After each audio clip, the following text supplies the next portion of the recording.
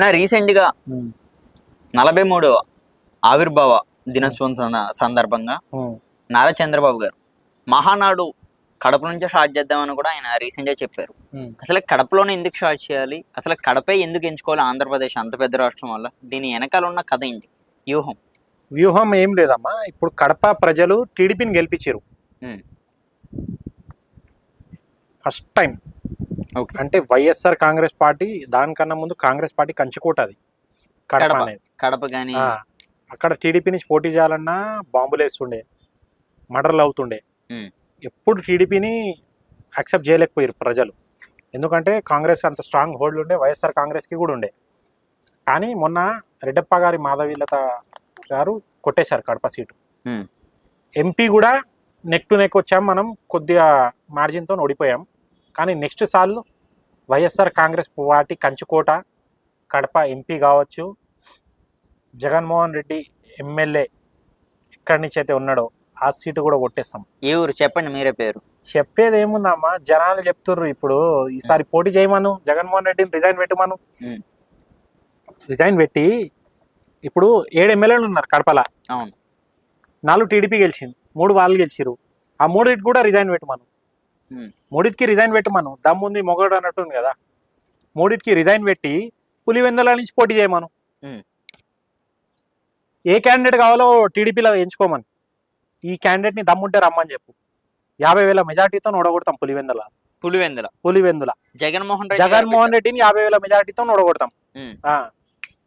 దమ్ముంటే మొగోళ్ళు ఉంటే వైఎస్ఆర్ కాంగ్రెస్ పార్టీలా 3 ఎమ్మెల్యేలు ఎవరైతే గెలిచిర్రో ఆడ రిజైన్ పెట్టమను.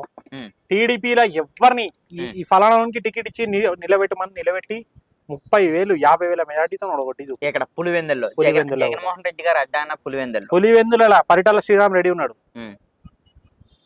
మన ధర్మవరం సీట్ త్యాగం చేసిండు కదా, ఆయన సీట్ లేదు. అవును, దమ్ముంటే చూసుకోమని పరిటాల శ్రీరామ్ వచ్చి పోటీ చేస్తాడు పులివెందులు. కానీ ఇప్పుడు జమిని ఎన్నికలు పెట్టినా సరే వైఎస్ఆర్సీపీ అఖండ విజయం సాధిస్తుంది. నా బొంగేం కాదు. అరే నువ్వు ఓడిపోయిన ఎమ్మెల్యేలకే నువ్వు సాతి ఇవ్వలేకపోయినావు. పాపం ఆయనకి హార్ట్ అటాక్ వస్తుంది, ఆయన కడపన వస్తుంది, ఆయన జైల్లో వేసినా నువ్వు కనీసం పరమానిస్తలేవు, లీగల్ సపోర్ట్ ఇవ్వలేకపోయినావు, 2 పూటలు భోజనం ఇవ్వలేకపోయినావు. కనీసం వాళ్ళ ఇంట్లో ఫోన్ చేసిండా? వంశీ గారు భార్యకు ఫోన్ చేసి మాట్లాడిండా? ఆ పేరు నేను నాని పాపం ఆయన మంచి అంటే వైఎస్ఆర్ కాంగ్రెస్ పార్టీలో కూడా ఉంటారు కదా, ఏమంటారు రావణాసుడు లంకల కొంతమంది మంచోళ్ళు ఉండే కదా, అట్లా వైఎస్ఆర్ కాంగ్రెస్ పార్టీలో కూడా కొంతమంది నిజాయితీగా ఉన్నారు. పేరు నాని అసలు వాళ్ళ భార్య ఇబ్బంది పడుతుందని పోయి కలిసి పర్మానెన్స్ ఇచ్చిండు. ఆమెకి ఎంతో అంత డబ్బులు ఇచ్చి సరే అమ్మ బెయిల్కి ప్రయత్నం చేయమని ఇచ్చేసి వచ్చిండు. అంత మాత్రం Jaganmohan Reddy what is doing? పని లేదు కదా, తిరగాలి. ఎందుకు తిరగలేకపోయిండు? అరే నీకోసం ఆడు పాపం కేసులు వేయించుకోండి, నీకోసం చంద్రబాబుని తిట్టి, నీకోసం చంద్రబాబు ఫ్యామిలీని తిట్టిరు కదా వాళ్ళు.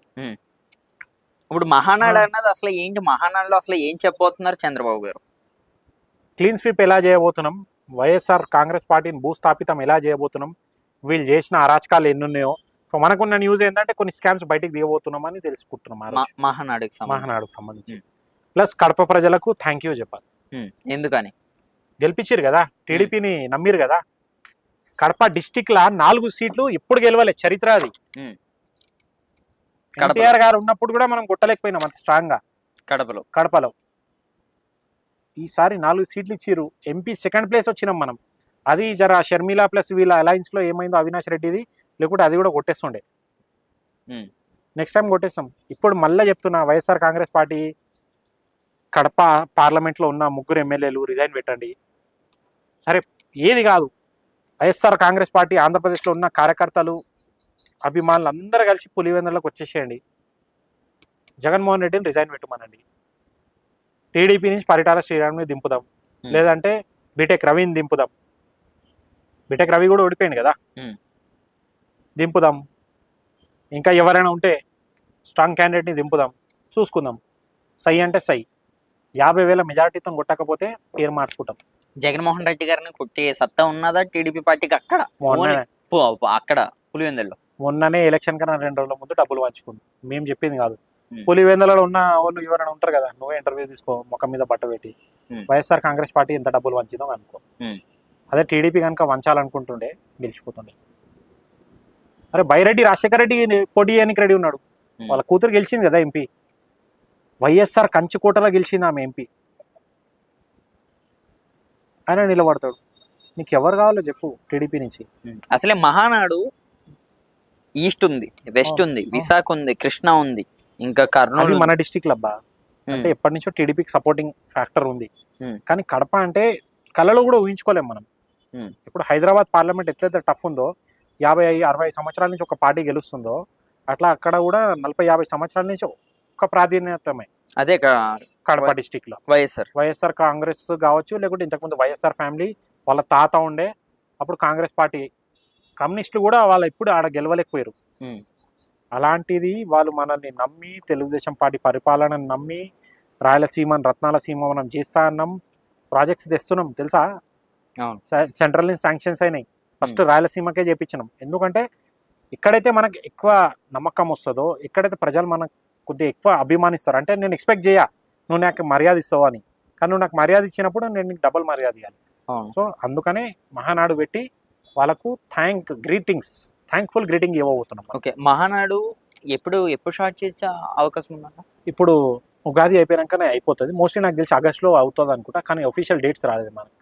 ఎప్పుడు కూడా ఏమవుతుందంటే పార్టీ అభిభావ దినోత్సవం 43 ఫార్మేషన్ డే తర్వాత 45 డేస్ తర్వాతనో 1.5 month తర్వాత పెడతాం మనం మహానాడు. సో ఈసారి చిన్నగా ఉండబోతుంది, ఎందుకంటే 3 పార్టీలు కలిసి చేస్తున్నాం. మొన్ననే జనసేన ఫార్మేషన్ డే అయిపోయింది, టీడీపీ ఫార్మేషన్ డే అయిపోయింది. మహానాడుకి 3 పార్టీలు కలిసి చేయాలి కాబట్టి అలాంటి మనకు అట్మాస్ఫియర్ రావాలి, అంత ప్లేస్ కావాలి, అంత అరేంజ్మెంట్ కావాలి. ప్లస్ స్టేట్ డెవలప్మెంట్ కూడా దెబ్బతినవద్దు. ఫస్ట్ ఇప్పుడు వింటర్ సీజన్ రాబోతుంది, రైతులకు వాటర్ కరెంట్ ఇది అందించి మహానాడు పెడతాం. ఓకే అన్న, థ్యాంక్ యూ అన్న.